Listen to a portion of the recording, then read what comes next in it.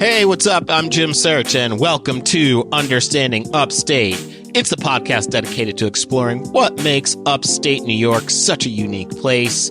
Each week, my co-host Rob Adler and I dive into a new upstate topic to better understand what's up upstate. And today, we are going to be talking about the iconic legend, the polarizing man who has created music and everything else in between, has been a pop culture icon, Buffalo's own Rick James. But before we get into the Superfreak, I want to talk to you, Rob. Rob, how's it going? What is happening? Tell us everything, what's going on with you. It's going good. I was reading some reviews that Understanding Upstate got today, so I'm in a particularly good mood just because it seems like there's a few people that like the show, which is nice, right? Yeah, that's dope, man. And I've definitely had a couple folks, not leave reviews or anything, but like message me,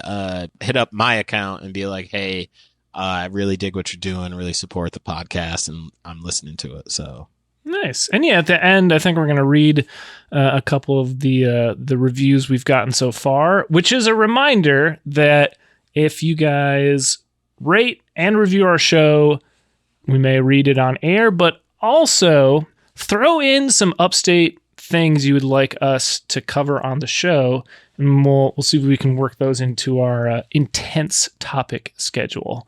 But I'm also in a really good mood because just a few days ago, Jim, you and I met an upstate, and in particular, a Binghamton, New York legend. What were we doing, and who did we meet? Oh my gosh. Well, we were so lucky to get to attend the Wild Style 40th anniversary exhibition opening. For anyone who's not acquainted with the film Wild Style, what is it? Then if they're not familiar with it, get the fuck off the show. Get the hell, turn it off now. No, I'm just kidding. Please don't turn it off. In fact, tell everyone about it. So Wild Style is a hip hop cultural piece, and it really highlighted all the elements of hip hop. You had the graffiti writers, you had the MCs, you had the break dancers. So you had this snapshot of what the beginnings of hip hop were. And it's like the first hip hop movie, right? Yeah. Definitely Wild Style is, shooting from the hip, one of, if not the first hip hop movie. Yep. Heralded as, just a legend, like legendary film. When we were there, there were so many hip hop luminaries that were in attendance, like Stretch and Bobbito fame was there, Crazy Legs, Busy Bee, DJ Enough. So you had some real heavy hitters, pardon the pun. And also what blew my mind is we were so lucky to meet Charlie Ahern, who is the director of Wild Style. Not only is he the director of the film, but he is also from Binghamton, New York, which, whoa, if we had the sound effects for the bombs dropping like Funk Flex, this would be a great time to drop a bomb to that, baby. Yeah, Charlie Ahern is a Binghamton native and is also the director of this film. And I think the writer and the producer. We got to get all the credits out there. Yes. I was selling him short there. And a painter as well. Yep. He had some of his art up in the gallery, which was really dope. It was so incredibly awesome to meet him, and first things out of my mouth was like, "Hey man, I too am from Binghamton, New York." We didn't even talk about Wild Style. I just told him how incredibly awesome it was to meet him and to see all the dope shit that he's done, and to know that he not only is from Binghamton, he's from the same side of town I'm from. He is from the west side of Binghamton. And yeah, it was just a really dope conversation. Very nice dude, man. He was super friendly and like was engaging and just willing to talk. I mean, shit, we just talked about Binghamton. I was going to say, like, the second you mentioned you were from Binghamton, which was, as you mentioned, the first second, but like his right. Like he had people coming up to him all night. Like we waited to like talk with him, right? Yeah. The second you said Binghamton, like his face lit up, and I was taking pictures. I have this moment captured. Like he was so excited to talk about Binghamton, that's my kind of guy. Yeah, dude. I mean, it's really dope. And, you know, it's funny, smallish world. Like I know his niece actually, and I like saw some post, from this other Instagram account, Stellar Human, shout out to Stellar Human, a vintage clothes shop up in Binghamton. He mentioned Charlie Ahern and how he is from Binghamton and how he directed the film. And so I went on like an Instagram dive, and then I found his niece, who I was like, wait a minute, you know, Katie, how do you know this guy? And she's like, well, that is my uncle. And I'm like, so that is how you know him. So, you know, there was some connection there, it's again, just a really small world. So again, to see somebody from where I'm from do something like this, and also to be able to highlight it. Yep. Like, you know, I feel like, you know, it's shows like this and like folks like at Stellar Human that are like big up in him. And I think we need to do that more. I'm speaking on behalf of like upstate New York and specifically Binghamton, highlighting people doing cool shit like this.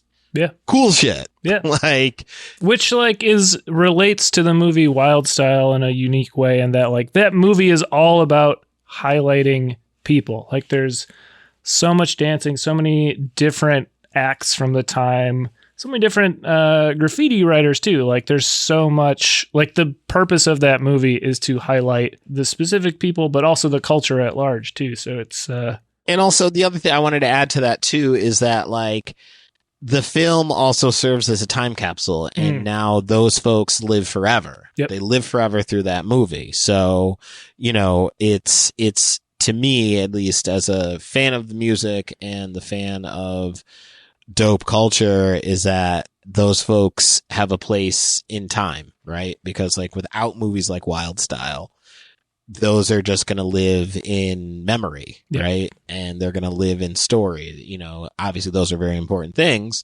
but this is an indelible, tangible piece of work, right? Shit.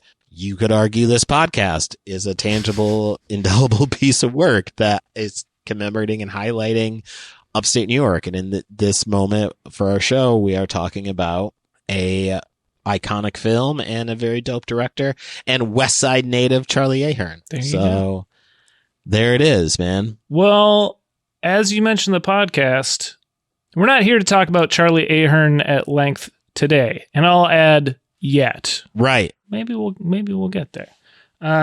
Today we're going to talk about, as you mentioned, a super freak of a man, Rick James. Should we get into what I think is going to be a lengthy conversation, because there's a lot to cover. Jim, there's a lot Buckle to cover. in. I will say this. He did not live a humdrum existence. This was not a mild-mannered man. So, excuse me, all of that to be said, listeners, y'all know what time it is. If you are tapped in listening to the life and times of Rick James, just know that we're going to get into some crazy shit, because he did not follow any rules, and he did not. I think it's safe to say that he didn't give a fuck. He was not interested in giving a fuck in any way, shape, or form. All right. Well, let's get into it. Let's jump right in. Let's go.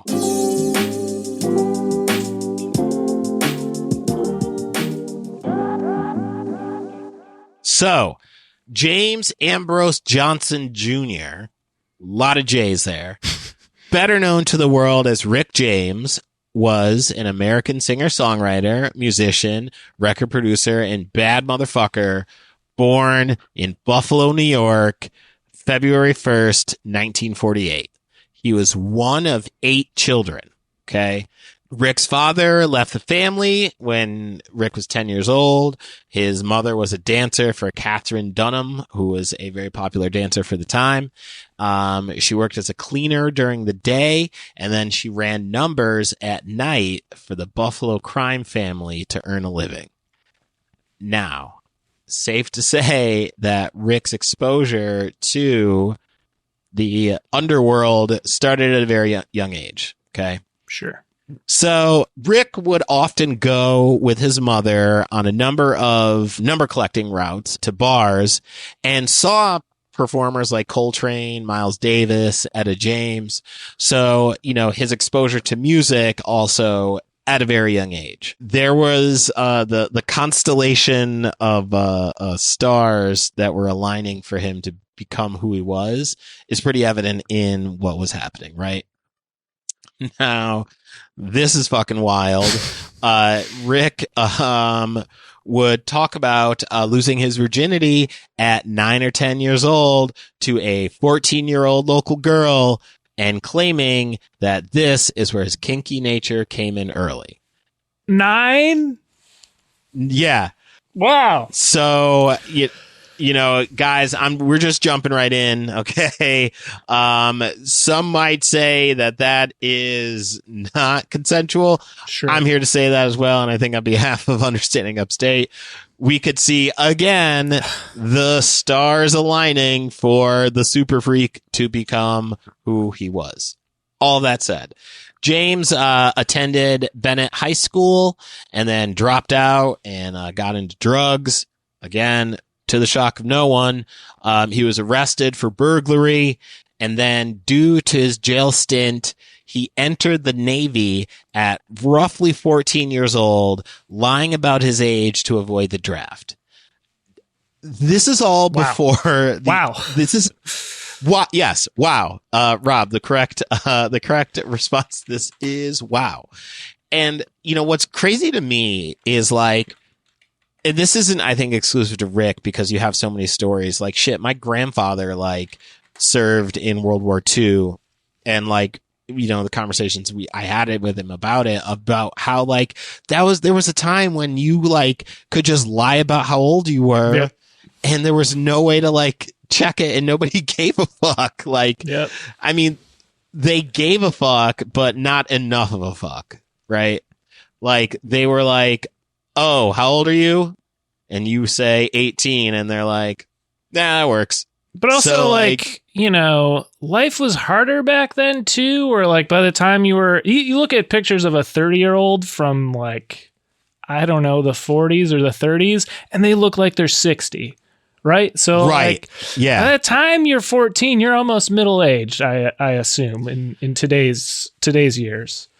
And also the fast life, the Richard Pryor-esque life that, Rick was living. Yeah. Yeah. That's going to age you real quick, man. Fast life makes you look wildly older. So yep. It would track that in the face. He's probably seen a couple hard winters or so and was like, all right, I'm ready to go get my fucking Navy on. So he becomes a drummer for local jazz groups in New York City. Okay. And then he fucks up his cause he was in the reserves. He fucks up his reserves obligations. And then at that point, he's ordered to go to Vietnam. Okay. Now at this point, again, many of you are like, oh, he must have totally followed the rules. Wrong. Didn't do that. He flees to Toronto in 1964. Okay. Soon after his arrival there, he's attacked outside a club and a trio of men come to his aid. One of them is Levon Helm was at the time a member of Ronnie Hawkins' backing band. And then they invite him to the show later that night. And then Rick just ends up on stage performing with the band. Which is also this is insane. Yeah.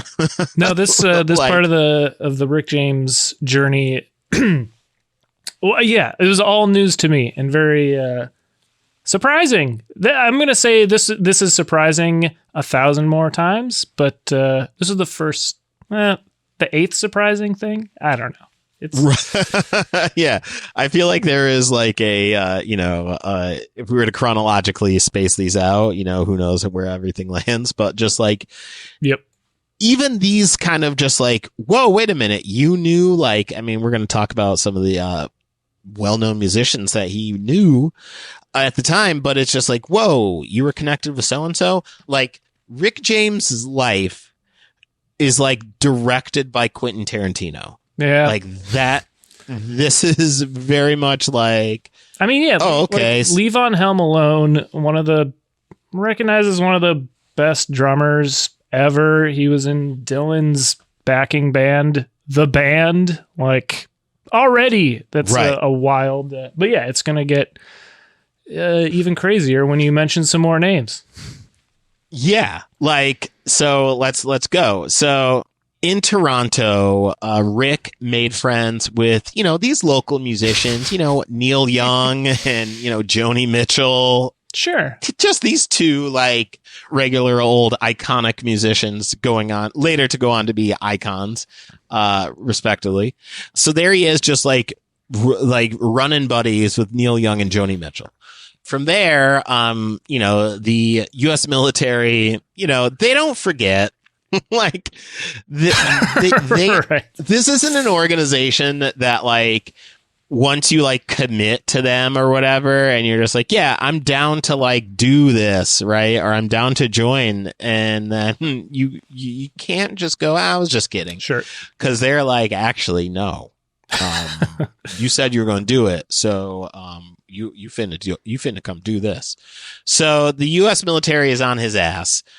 So Rick evades the authorities and goes under an assumed name of Ricky James Matthews. Okay. Which is a great name, by the way. So Rick, formed a band, the Mina Birds. I hope I'm pronouncing that right. And from there, they would record their music and then they made their way to Motown in Detroit. So when he got to Detroit, Rick met these musicians. I don't know if you guys ever heard of them. Marvin Gaye and Stevie Wonder. All these names, they're ringing some bells, but I haven't really. Yeah. I hope it worked out. I hope they were able to salvage a career at some point. And for the listeners who are just like, this is called tongue in cheek. We are having some fun here. It's Marvin fucking Gaye and Stevie fucking Wonder. Okay. So, and this is also like fun tidbit for me. I didn't know this. Stevie Wonder was the one to suggest that Ricky James Matthews changed his name to Rick James. Interesting. Right? I had no clue. So, Stevie was just like, yeah, man, that name is way too long. Let's just go with, Rick James.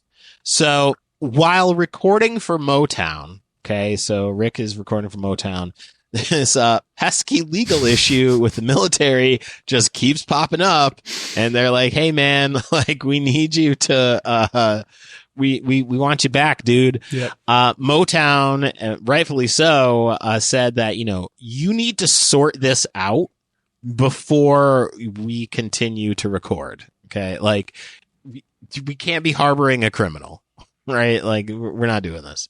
So James surrenders himself to the FBI, and in May 1966, he is sentenced to the Navy to do 5 months of hard labor for unauthorized absence. Oof. Now, Oof. well, Rick, you're a bad motherfucker, but there's a way badder motherfucker out there, and that is the government.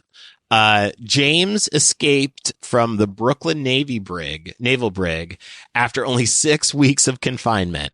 Can't keep him down. I wonder if this is like at the Navy Yard, which if you've been over there, Jim and I both live in Brooklyn. It's a goddamn fortress. Like if there was one naval brig I wouldn't want to have to escape from, it would be right. the Brooklyn Navy brig. Jesus Christ. Yeah, it's pretty fucking massive and imposing. And there wasn't a Wegmans there back then either. There wasn't. Yeah, so he couldn't have grabbed a sub or nothing, man. He was just like, fuck it, man. I'm out this bitch. But, following another 6 months as a fugitive, he surrendered for the second time. So, this is great. So, with the help of his mother, James found legal assistance from his cousin, future Congressman Louis Stokes, and another attorney, former Marine Captain John Bracken, help plead James's second court-martial down from a potential 5 years hard labor to 5 months. The universe is like, you know what? We are not about to take the best years of Rick's life, right, and put that in hard labor. We need some music. He's had some lucky breaks. My God. I was going to say, man, yes, I agree. I think all encompassing, he has definitely he's been thrown a bone or two, during this time, yep. Right? Because fact that they didn't fucking kill him. Yeah. As he's just running out and escaping is a miracle and a grateful miracle. But yeah, he's been flying close to the sun and so far just being a bad motherfucker.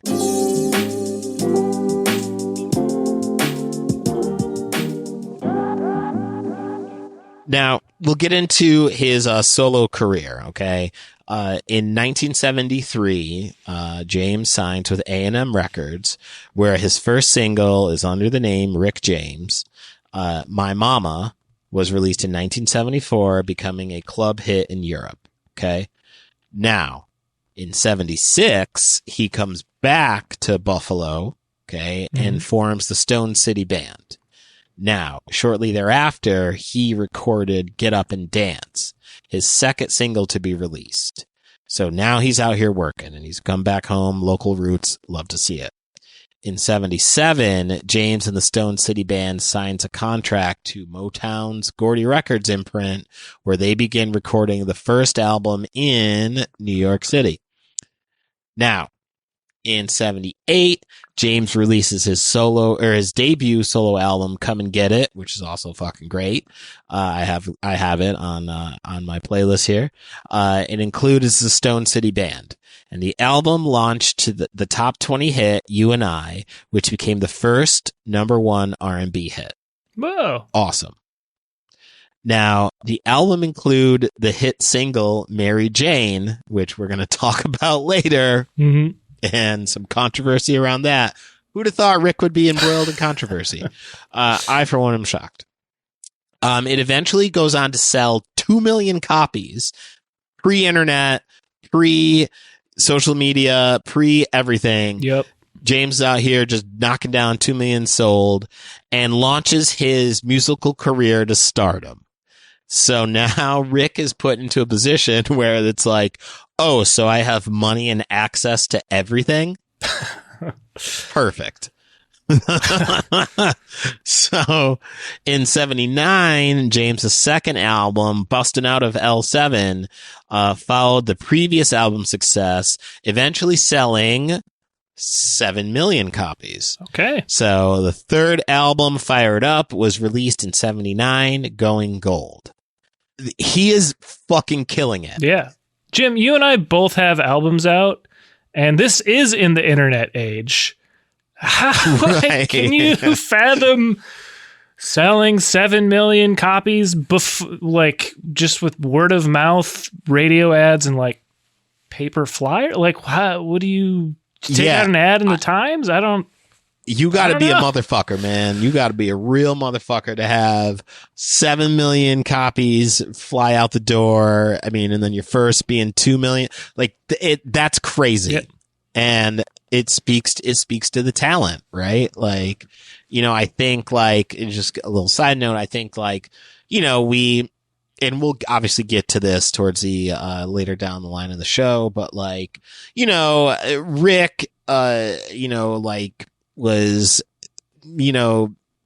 made the butt of some jokes over time or whatever. I mean, we'll talk about some of his TV appearances later on in the world. But like, I think a lot of people forget that like he was a fucking talented dude and he was making really good fucking music. Yep. So I feel like it's important that that also be put into the conversation with him too. So anyway, back to the life and times of R. James.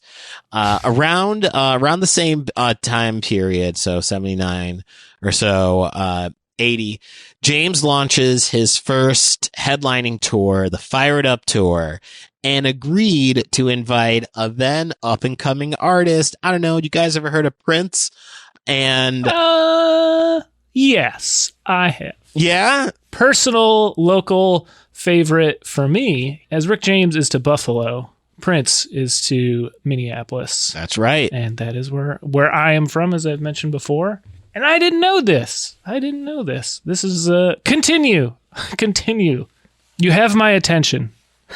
The naval brig bust out. You were just kind of like, all right, whatever. Now it's like, what? Neil Young, Prince? fine. What? Yeah. Oh, okay, cool. I guess he was hanging with Stevie Wonder and Marvin Gaye. Oh, okay, sure, whatever, dude. What? Prince? Okay.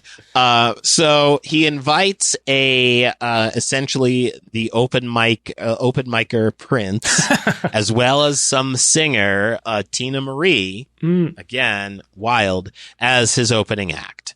Now, the Fire It Up tour then leads to James developing a bitter rivalry with Prince after he accuses the musician of ripping off his act, which this is touched on in the documentary. I'm jumping ahead a little bit here, but in 2021, Bitchin', The Sound and Fury of Rick James, directed by Sasa Jenkins, talks about the dust up, if you will, between Prince and Rick James. And, look, you see the similarities, like, they see the style of dress, not to say that Rick is right or Prince is wrong, but like they do look similar. Yeah. So I could see the case of Rick, pointing that out. So in 1983, James recorded the hit duet Ebony Eyes with singer Smokey Robinson, as well as a ballad, Tell Me What You Want, with an introduction by Billy D. Williams. So he is fucking, just when you think that it's just like, man, Rick, you've just been working with all these icons. He's like, hold my laced joint. Check this out. Watch what cool shit I'm about to pull off, motherfucker. Hey, Smokey, let's just go knock out this joint, right? Now, in 85, James produces another hit for entertainer Eddie Murphy, the song Party All the Time, which, incredible song, by the way. Love it. It is Eddie's probably finest musical work. Definitely. It's good for all the wrong reasons. Yeah. Right? Yeah. I mean, listen, I say it in jest because it's like he hit that pocket of just like, all right, I like it. I know I shouldn't, but I do. But like, I can't put this. He probably got a house out of the whole deal. Like, Oh yeah. And this is 85, man. Like Eddie Murphy is on top of the fucking world in his own right. Right. So let me ask you this, comparing two non-musicians who inadvertently did make some music. Right. Would you prefer the musical stylings of Eddie Murphy or a one Shaquille O'Neal? Who do you think did it better? Ooh, wow. Man, that's tough to say, man. And I only say that because it's like, I feel like it's like Shaq has a little bit more of a body of work. And a little bit more of a body. He does. He is 7'3", and that is a big human being. I personally, this is so hard. What a great question. This is a great question. This is some real gotcha journalism right here. You know what? I gotta say, I gotta go with Eddie Murphy. Oh, okay. And I say that only because, like, Eddie came out swinging like himself, right? It was just him singing. Like, I feel like Shaq, there was enough feature work where I feel like Eddie was just like, nah, yo. Yeah. Party all the time is me. Now, obviously, like he had the strong guided hand of Rick on the boards. But what about you? Where do you fall? I mean, that's a really good argument. I was going to say Shaq just for the nostalgia of it. Where like I was a kid when that stuff was coming out. So like, sure. You know, nostalgia is not the best explanation. So I'm still going to say Shaq, but your response is better. You have there's more credibility to yours. Hey, listen, man, this is it's your choice. Fair you know, enough. if that's where you see it, that's where you see it, man. So, you know what I mean? Like that's your world. So, all right. Now that we got that squared away, we got that taken care of. All right. And I didn't know this either. The same year Rick is cranking out hits with Eddie Murphy, he appeared in an episode of The A-Team with Isaac Hayes. Did they appear as themselves or are they playing characters? That I don't know. Either way, Rick James was a character, I'm sure. Sure. Yeah. Yeah. I mean, you know, again, once we get towards like the pop culture section of the resurgence, if you will, we'll be able to really, I think, tap into the character of him. Right. Yep. I mean, listen, and this is kind of like jumping a little bit into the wild shit or whatever, but like in the documentary Bitchin', there's a story of how like Rick didn't like the contract terms that were given to him, and I forgot what record label it was, but he walks into somebody's office, I'm assuming the president maybe. Rick didn't like the fucking contract, so he walked in, jumped up on the desk, threw the contract on the desk, and then pissed on it and left. That takes like pre-planning, right? Like to time that out, to work out, you know, like yeah, that's thorough work. That is premeditated fucking moves right there. And some of the most gangsta shit ever. You know what I mean? He could have just said no thank you. Jim, correct me if I'm wrong, but that seems like some Buffalo energy. You would be correct, man. In the times that I have been through Buffalo, that is a city of violence. The Queen City is known for some real violent shit, and not taking any shit in the same breath either. Yep.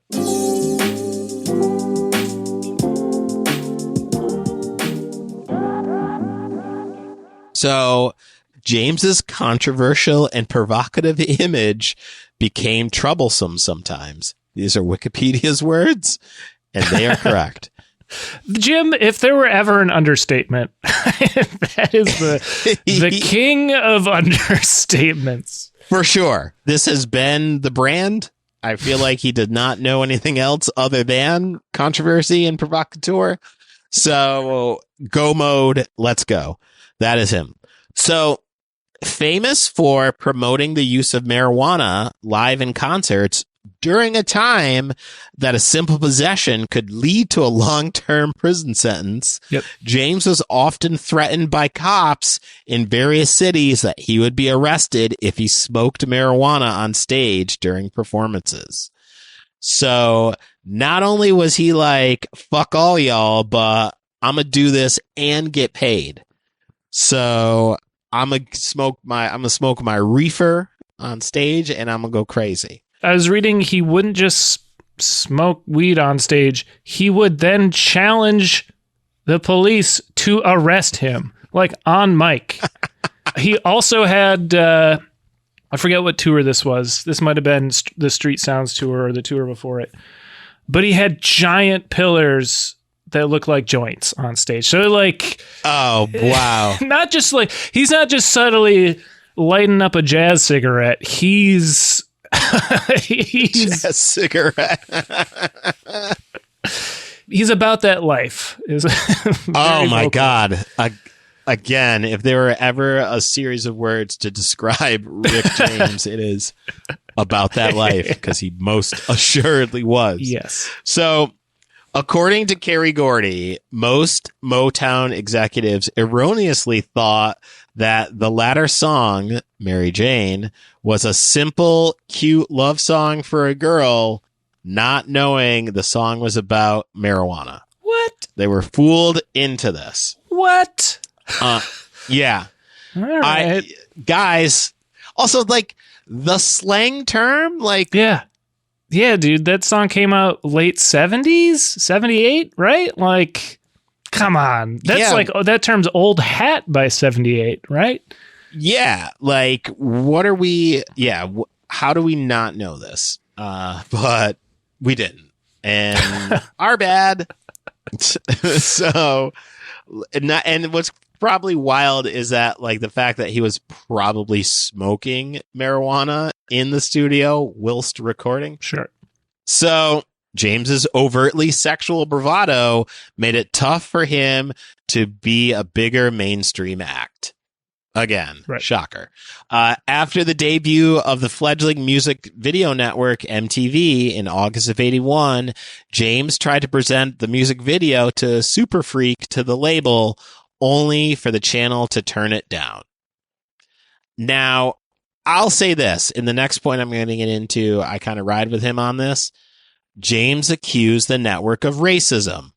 Agreed. Yep. MTV denied this, stating the reason Superfreak was turned down by MTV was because they felt James's video was too vulgar for the channel. However, when younger artists such as Michael Jackson and Prince found fame on the channel, James accused the two singers of being tokens. In an 83 interview, this is great, he demanded that any black artist that has a video aired on MTV should take the video off the channel in protest. Now, James's rant was co-signed by David Bowie, and it's a really great clip. Yeah, there's a real famous clip of this. Yep, saying that the MTV VJ Mark Goodman, blasting him about the lack of black artists being featured on the channel, despite the successes of Jackson and Prince. So it's like, you have, let's take those two out. Like, there's so many more talented people. Now, MTV and BET, they avoid playing the video for Lucy's Rap because of the graphic sexual content. However, James considers both networks hypocritical in light of them still playing provocative videos by artists such as Madonna. And Madonna was doing some real, for the time, hypersexualized shit. Yep. And that was totally cool. So what's the difference, right? Like, I mean, he ain't wrong, man. Yep. He was a wild dude who was, doing some over the top shit, but so were other people that were being on the air. So we can't say that it's we have standards and no, you're knocking Madonna on the air. So why can't you put his shit out? So right around that same time, Jim, like early 80s, 81, he had his fifth studio album come out, which was Street Songs, which is, I don't think I'm going out on a limb here. I think it was like his best selling album. It's the album that had Superfreak on it. It was a huge, massive album.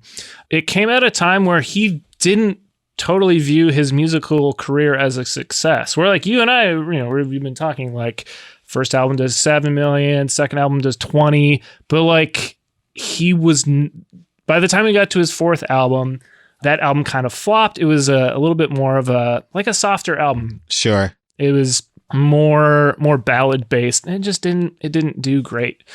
And this fifth album was like basically like in his eyes, a last ditch effort. He's like, all right, if this doesn't work out, I'm doing something else. The kind of pivotal thing that helped him really craft this album was Buffalo, New York itself. Mm-hmm.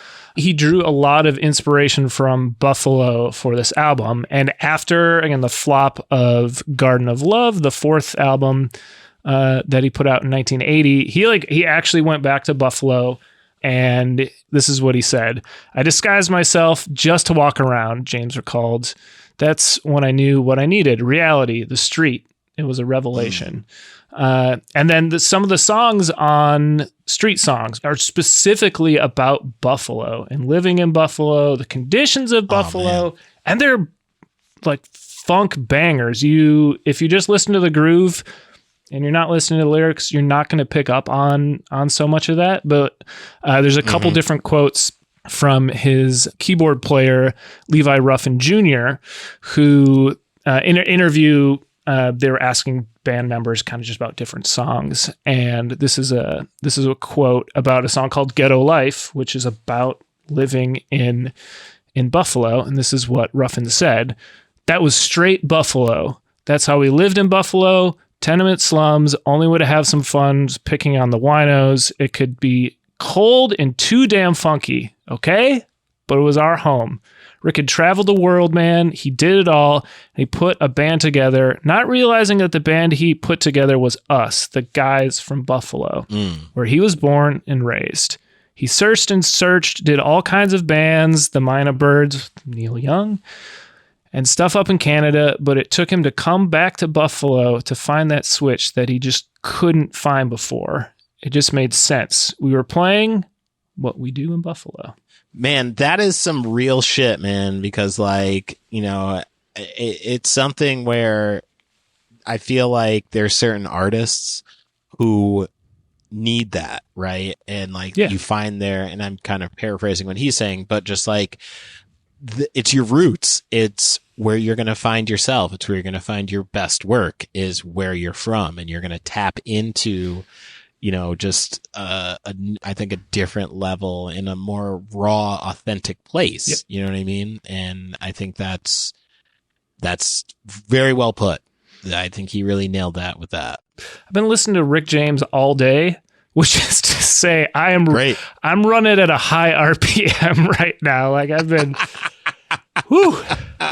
That's hilarious. I'm going to sleep well tonight. That's all I know. Yeah. But if you listen to those earlier albums, they're great. They are really well crafted. They're amazing tunes. But to me, even a song like Mary Jane, that sounds like a riff on a Parliament Funkadelic George Clinton sound. Sure. The best riff on that ever. That song is a fucking solid groove. But it's, I don't want to say an imitation, but again, it's a riff on something that already exists. And a lot of his stuff either kind of fits in that P-Funk category or in disco, right? Mm-hmm. You listen to Street Sounds and it's fusing both of those together, not either or, song to song. It's both of those things together, combined with lyrics about Buffalo and his lived experience. And that's how you get Superfreak, right? Superfreak is Rick James. Yes. Undeniably in more ways than one. That's him, right? Where these other albums, it's great music, it's good music, but it's not quite as distilled as those songs on Street Songs are. And I've got another quote here from Ruffin on another song off that album called Below the Funk, Past the J. I think that's about weed, actually. But this is Ruffin again talking about this song, and again he says that's Buffalo, straight up Buffalo. He's writing about the hometown and he's telling the truth. 0 degrees. His mother raised 8 kids by herself. I mean, everything he said in that was the truth. He just wanted everybody to hear how it was. And we had fun doing that. And then, I was actually able to find some quotes of Rick James talking about Buffalo in an episode of Lifestyles of the Rich and Famous, of all places, which for the younger listeners is like a proto MTV Cribs. Yes. Well put. They visited him in his home just outside Buffalo. It was like a palace 20 to 30 minutes outside of Buffalo, but still he had a huge home upstate that he kept. And this is what he had to say about Buffalo. Buffalo is my home, and it always has been, and it always will be. I'm much more comfortable there than I am in Hollywood or New York. When I go to Buffalo, it's really a time in my life where I can really just chill out. It's a real nice place to be, to know your roots are right next to you. And in the video, he's got an indoor pool, jacuzzi, horses, a recording studio. His mom lives there. There's like there's a clip where he's swimming in the pool, hops out, kisses his mom on the cheek. A very wholesome moment for Rick James. Love it. Which, it's funny. Some of the most wildest people that live this like crazy rock star lifestyle will like have this very like affectionate relationship with their parents, like with their mothers. Yeah. Old Dirty Bastard was like, Mama Cherry was like his everything, and like he had such a great relationship with her. So it's like, it's interesting to see that connection of like ODB and Rick James doing a lot of the same shit. R.I.P. to both. Indeed. Oh, and one tidbit from the recording of Street Songs, Stevie Wonder, who he knew from his younger years, plays harmonica on the album on Mr. Policeman, which is the song's a tribute to Bob Marley, which you can hear like it's very like reggae influenced. And there's some quotes from the band members again from the same interview where the level of stardom and also like musical prowess he had reached didn't really hit them until Stevie Wonder was in the studio to play his harmonica part, and Stevie was like came up with a part, and Rick James goes over and is like, no, I want you to do it my way. I'm sure respectfully. Sure. It sounded like he wasn't like yelling at Stevie Wonder, but he was like, oh no, I want you to do what I came up with. And they're like, holy shit. Right. Rick is telling Stevie Wonder what to do. Yeah. That's a wild place to be, man. Yeah, but that's where Rick James was at. Where again, like kind of like you said earlier, Rick James became the butt of many a joke later on, but like again, he had a huge place in music and right? was respected. Like, yes. Who would have the cojones to be like, hey, Stevie, don't do it like that. Do it the way I'm doing it. Not only do I have the balls to do it, but I have like the talent to back up why I want you to. Right. Yep.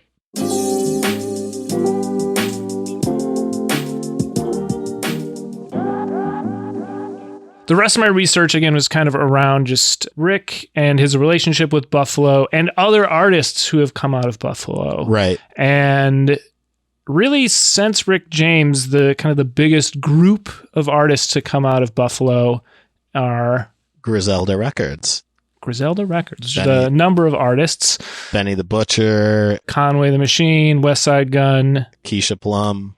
There's a lot of talent out of there. And there's actually a lot of quotes about from those artists talking about Rick James and his impact in the area, but also like seeing Rick James maybe or maybe not getting into trouble when he was back in town.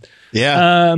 Love it. Let me read some quotes just to show you kind of the impact that he's had on people from Buffalo. This is from Conway the Machine, and this is what he has to say about Rick. He was just one of them dudes that you didn't want to fuck with. He was known for everything you heard in his music, songs like Ghetto Life and all that shit. That's Rick James in a nutshell. And coming from where we come from, we all like that. Yeah.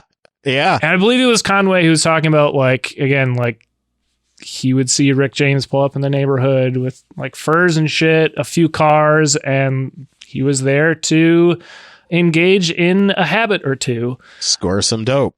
And West Side Gun was, at one point, I try to figure out if this is still in plans for production, but West Side Gun at one point had been approached by Rick James's brother, who's a lawyer, and had been his attorney for a long time. But West Side Gun was approached by his brother to produce a television series on Rick James. Which this was, I think that series was announced with Universal in 2020. And in the interview that West Side Gun mentioned, it was like in 21, which again, doesn't mean it's not happening. Like, sure, project's taking a long time to develop, but I haven't heard anything. So, could be in development hell right now. They talk about Benny the Butcher acting in it, maybe like, oh, that'd be fucking incredible, man. And they were just talking about, like, as we've discussed, the interview was like, oh, would it be a movie? Or like, no, he's lived such a life. Like, there's no way you can cram that into like a 2-hour movie. Like there's just too much. Yeah. I mean, it would be like a 6-hour film, right? Yep. So I patiently wait for that and hope that comes to fruition. That I think that'd be a really great look for upstate New York. It'd be a great look for Buffalo, and the legacy of Rick. And, who better to represent it than Griselda Records? And they also went around the world twice, straight out of Buffalo, so I think it'd be a good look. It'd be a really dope look. I'll leave you with one more quote from West Side Gun. Yes. That's kind of speaking to a similar note that you are. Again, this is West Side Gun on Rick James. We haven't had nobody pop for real since Rick James. Goo Goo Dolls, but we'll get into that later. That's my addendum. Griselda is the hip-hop version of Rick James in our city. It was just legendary to have him come where we come from. People don't even come to Buffalo to perform, so just to have a legend there, it was like, wow. Yeah. I mean, Rick James and Griselda, like, and the Goo Goo Dolls. And the Goo Goo Dolls. I thought they were from Canada until today, so hey. There you go. But if we're talking like R&B, hip hop, rap, like it's these two, right? You don't put Goo Goo Dolls on the level of Griselda and Rick James? I want to, but there's so many hoops. I feel like there's a lot of hoops I have to jump through to get the old dolls involved in that conversation. We'll put out a poll to our listeners. We'll see what they think. Yeah. I do. Before we get into some of the wild times of the wild style, to tie it in earlier, of Rick James, I have one question for you. Sure. Do you remember the first times you would have heard Rick James music? Because I know mine. When did you first become aware of Rick James? Yeah. It was, it's interestingly enough, it was through MC Hammer, You Can't Touch This, that Superfreak came into my world, because I didn't have that much exposure to Rick until the fucking worldwide You Can't Touch This touchdown. And then there was the conversation of just well, where did that beat come from? And who originally wrote that song? Oh, this guy, Rick James. And then from there, that was my first, my first exposure to Rick. What about you? So the first time I ever heard Rick James was definitely Superfreak, and it was in elementary school gym class. I think we got rollerblades at one point in elementary school, so they would play, just radio hits and stuff. But Superfreak definitely played all the time. And in retrospect, I was listening to the lyrics today, and I was like, I don't know. Mr. McDonald, I don't know about that choice. Yeah. I don't know. I feel like that is what they call in the teacher world. I don't know if that's developmentally appropriate. I believe is the terminology that might be used in that situation. Because, it is about a very freaky girl, the kind you don't bring home to mother. Indeed. And we know who that is. So, yeah. On that note, let's get into the super freaky times. Let's talk about some wild shit, man, because we would not have the podcast integrity that we have if we didn't talk about the crazy shit that he was privy to in his life. And some of this we'll gloss over because, again, you could Google it, figure it out, but we'll definitely have to highlight it. So as we've alluded to, Rick abused drugs in his teens, particularly heroin, then started using cocaine in the 60s, and then spiked in the 80s, and then escalated to crack cocaine. Now, all these things are bad in their own lane, but all three, fucking A. There was I read a quote of Louis Armstrong. Again, Louis who? Louis goddamn Armstrong. Yep. Was talking to Rick James and was like, hey man, might want to slow down. You're reminding me of my friend John Coltrane a little bit. Take it easy, which is, I don't know if that advice was heeded, but it wasn't like it was a secret either, right? Like, sure. He wasn't hiding it. No. His drug abuse was public knowledge. Everybody knew, right? He was heavily addicted to cocaine and later admitted to spending $7,000 a week on drugs for 5 years straight. Ooh. So what is that in like today's dollars? Let's just even get to the numbers, right? So that's $7,000, right? 52 weeks a year. That's $364,000 a year. Oh my God. That is $1.8 million he spent on drugs. But in like 80s money. Right. So that's like five, I don't know. Definitely more than $1.8 million. 5 to 10 million, maybe. Good God. Good gravy, Marie. That is a lot. That is even for that time, man. $1.8 million. Jim, when you said that Rod Serling smoked how many packs of cigarettes a day, I was surprised. This is different. This is different. Yeah, this hitting real different, man. My man was fucking just blowing through cash on drugs. Now, with that being said, his drug use led to major health problems. In 1984, he was hospitalized for being found unconscious at his house by a friend. And then in 98, he suffered a stroke after a blood vessel ruptured in his neck during a concert. Earlier that year, he had hip replacement surgery to repair the bone damage from jumping around on stage and substance abuse. So I was going to say how old he wasn't. He was 54. He had a hip replacement? Oh, sorry. Yeah, I'm not sure. Oh, no.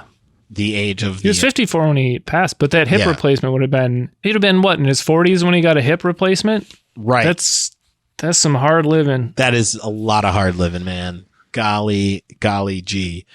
So then all that to be said that, again, very much public knowledge of the legal issues that he had gone through in the early 90s, certainly lends itself to a Law and Order SVU episode, which, you're free to dive into that should you want to.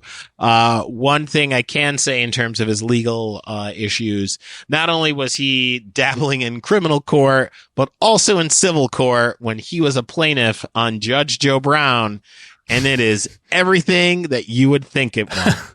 It is entertaining. I'd be lying if I did say it wasn't. Bit of a twist. There's a twist in there. I was like, wow, I didn't see this going this direction. And in the case, he alleges that the defendant did not return his guitar and amp, and the defendant claims it was stolen from his car.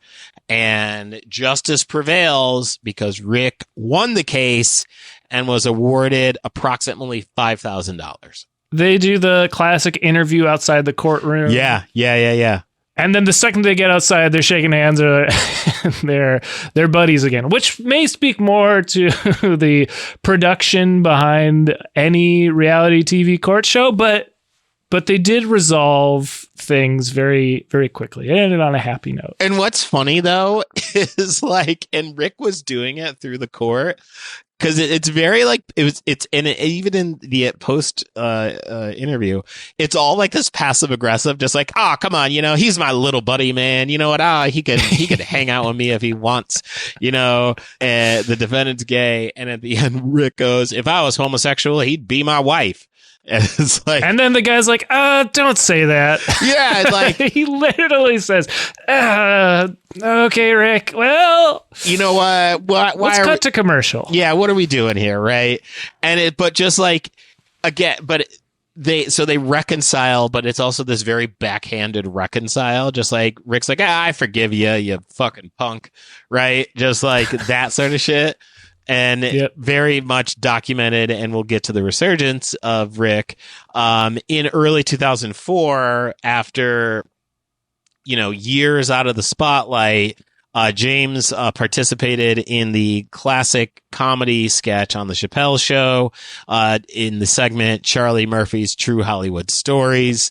He and Rick were friends, and, you know, Murphy recounts several humorous stories of their experiences in the early 80s. Which, again, if you haven't seen it, go back in time and watch it. It's fucking hilarious. It's some of the best television, best sketch comedy television ever. And they have Rick doing the interview throughout all of this, recounting it. You know, Rick James is played by a David Chappelle, who uttered the iconic catchphrase, "I'm Rick James, bitch." And that then took a life of its own for the next 5 years easily. And the sketches were, again, punctuated by James explaining his past behavior as cocaine was a hell of a drug. Jeez, I forgot about that. Yeah. Oh, yeah. Yeah. So then from there, James enjoyed a career revival after his appearance on the show. He was supported by Tina Marie's tour of her album La Donna, and toured with her in May 2004, playing with her at the KBLX Stone Soul Picnic, Pioneer Amphitheater in Haywood, California. Now, James gave his last public appearance and performance at the 4th annual BET Awards, June 29th, 2004. He performed a live rendition of Fire and Desire with Tina Marie.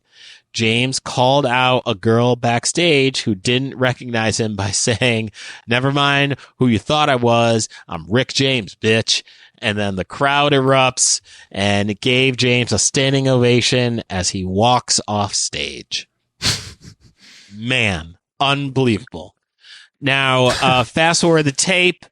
In 2021, we talked about this earlier.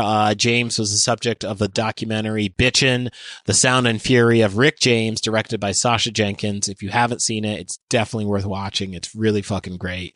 So, now, the awards that Rick accumulated over his career. In 1982, the American Music Award for Favorite Soul and R&B Album, Street Songs.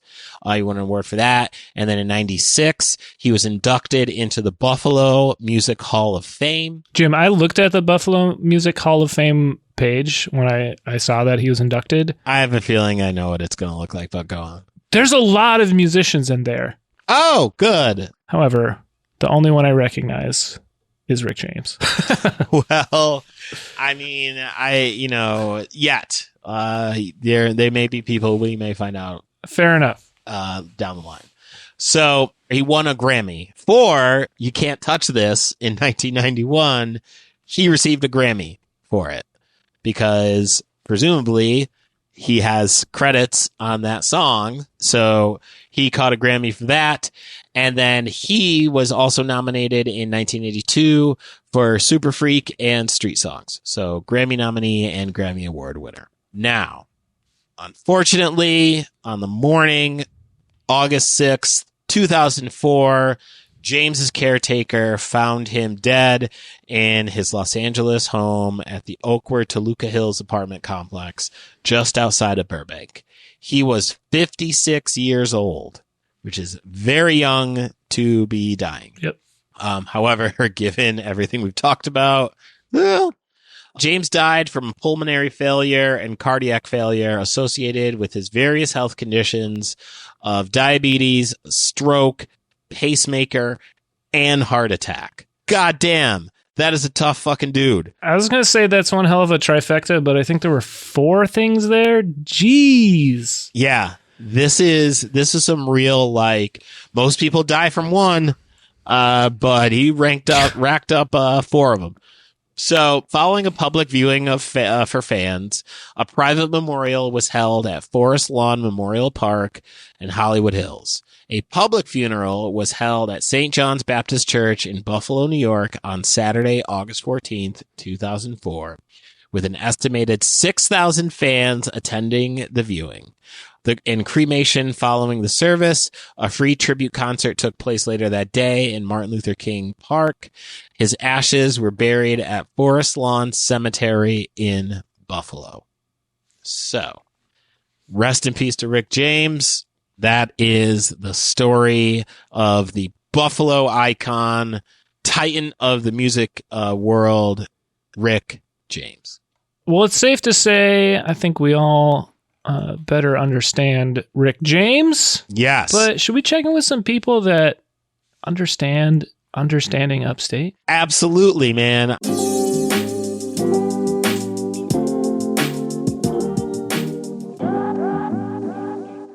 I would love to share a post that we got from the account Upstated, and the title reads, "These guys get Upstate New York."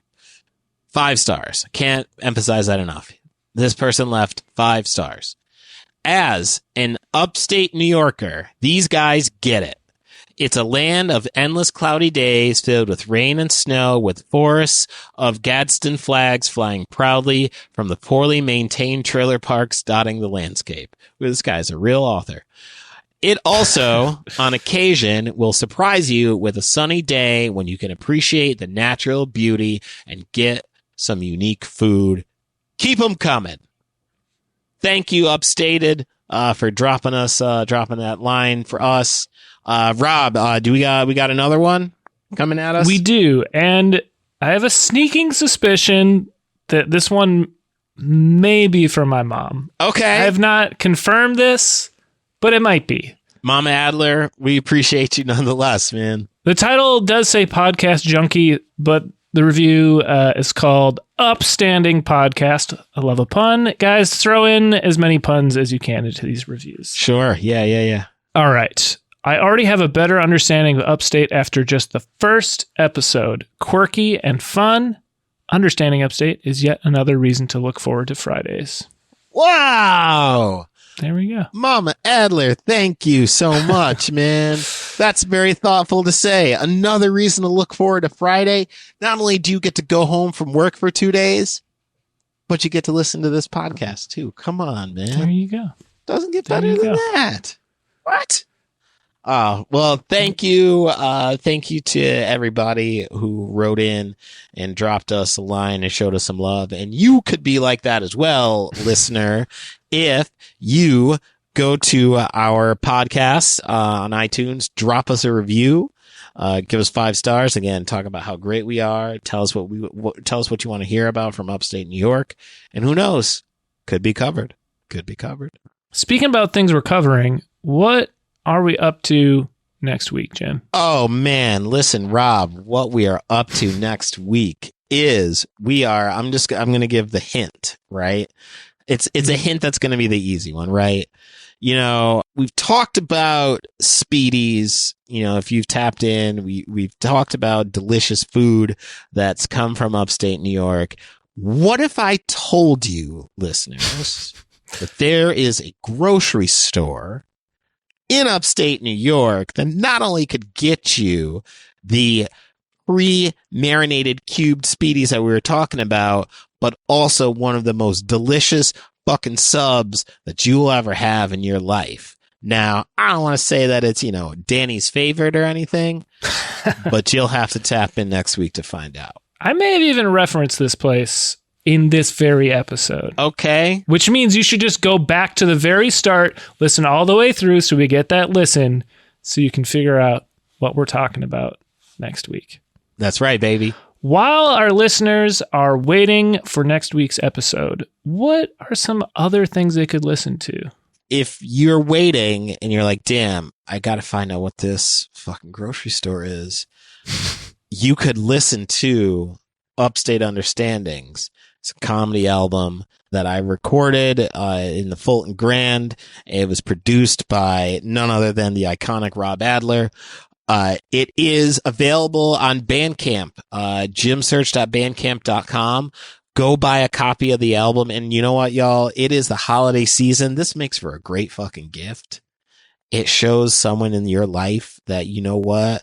I love you so much. I want you to laugh all the time. I also want you to know about upstate New York. So go give your loved one a copy of that album. And there's some merch over there too. There's some great t-shirts. You want to be the talk of the office? rock an Upstate Understandings t-shirt to work, man. That's all I can tell you. So yeah, go ahead, do that. Again, I'm also at Jim Search on all social media. JimSearchComedy.com is a good place to find my show dates and all the wild shit I got going on there too. Now, Rob, let's say they finish listening to Upstate Understandings, right? Mm-hmm, mm-hmm. Is there anything else that they could possibly listen to? Particularly if you're a fan of a one Rick James, I've got an album for you that I created that's funk, go-go, disco inspired. It's all instrumentals. It's my album called New York Sticky. It's available at brooklynfrequency.bandcamp.com. And you know what we're going to do this episode, Jim? We keep throwing out these links verbally. I'm just going to put them in the show notes. So just pop that little info button on the episode, drop it down, click those links, and grab those albums for yourself or your friends. It's the best way to spend your money, y'all. You work hard for your money. Send it to us so I can buy every variety of Speedy marinade, and we'll all be happier. Yeah. You know what? We'll be well fed, and then we'll have the energy to bring you another episode of Upstate Understandings. We're powered by Speedies. Well, it's that time we sign off. Do you have a way to sign off today? I got two. You got two? I got two. Man, I was trying to think of something off the cuff that was going to be like Rick James inspired. And Well, I may have pre-planned. Oh, did you? Okay, so yeah, I'm trying to think. You know what? The best thing I can tell you is just come get it, man. Well, what I'm going to tell you is call me up so we can fire it up next week. Those are two Rick James songs. Yes. With that, yes, we will see you next week. Peace.